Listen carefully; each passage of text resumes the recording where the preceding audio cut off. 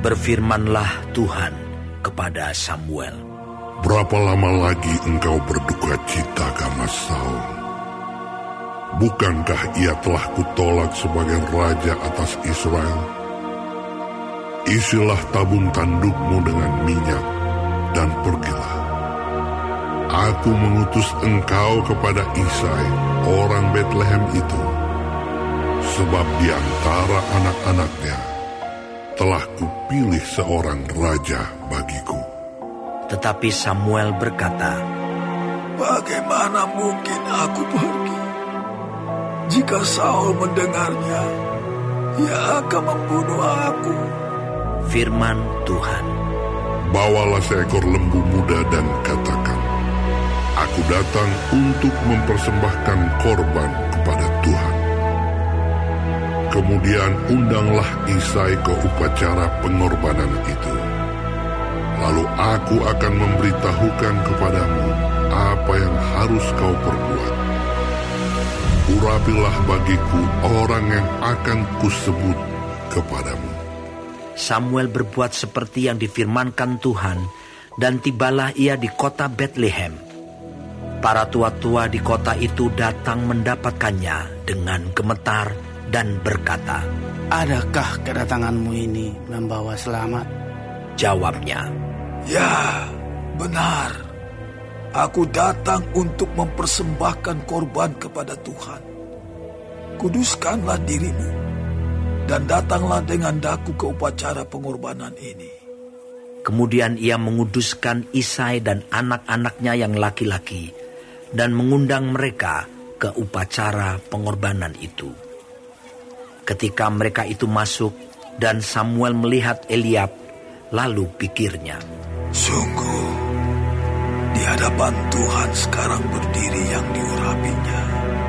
Tetapi berfirmanlah Tuhan kepada Samuel, janganlah pandang parasnya atau perawakan yang tinggi, sebab aku telah menolaknya. Bukan yang dilihat manusia yang dilihat Allah.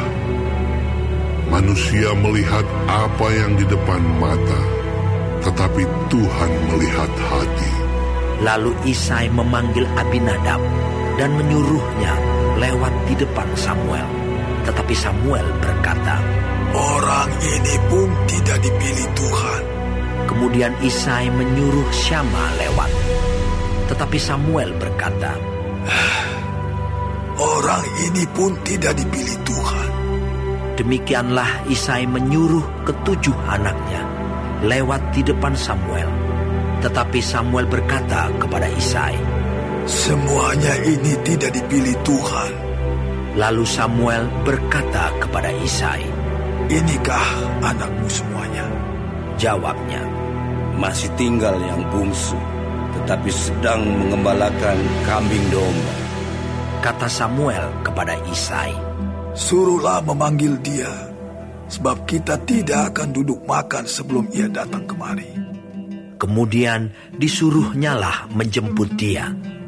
Ia kemerah-merahan, matanya indah dan parasnya elok. Lalu Tuhan berfirman, bangkitlah, urapilah dia, sebab inilah dia. Samuel mengambil tabung tanduk yang berisi minyak itu dan mengurapi Daud di tengah-tengah saudara-saudaranya. Sejak hari itu dan seterusnya berkuasalah roh Tuhan atas Daud. Lalu berangkatlah Samuel menuju Rama. Tetapi roh Tuhan telah mundur daripada Saul, dan sekarang ia diganggu oleh roh jahat yang daripada Tuhan. Lalu berkatalah hamba-hamba Saul kepadanya, ketahuilah, roh jahat yang daripada Allah mengganggu engkau. Baiklah tuanku, menitahkan hamba-hambamu yang di depanmu ini mencari seorang yang pandai main kecapi. Apabila roh jahat yang daripada Allah itu hingga padamu, haruslah ia main kecapi, maka engkau merasa nyaman. Berkatalah Saul kepada hamba-hambanya itu,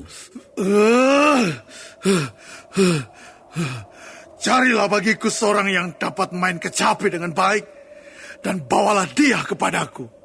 Lalu jawab salah seorang hamba itu, katanya, Sesungguhnya aku telah melihat seorang anak laki-laki Isai, orang Betlehem itu, yang pandai main kecapi. Ia seorang pahlawan yang gagah perkasa, seorang prajurit yang pandai bicara, elok perawakannya, dan Tuhan menyertai dia. Kemudian Saul mengirim suruhan kepada Isai dengan pesan, Suruhlah kepadaku anakmu Daud yang ada pada kambing domba itu.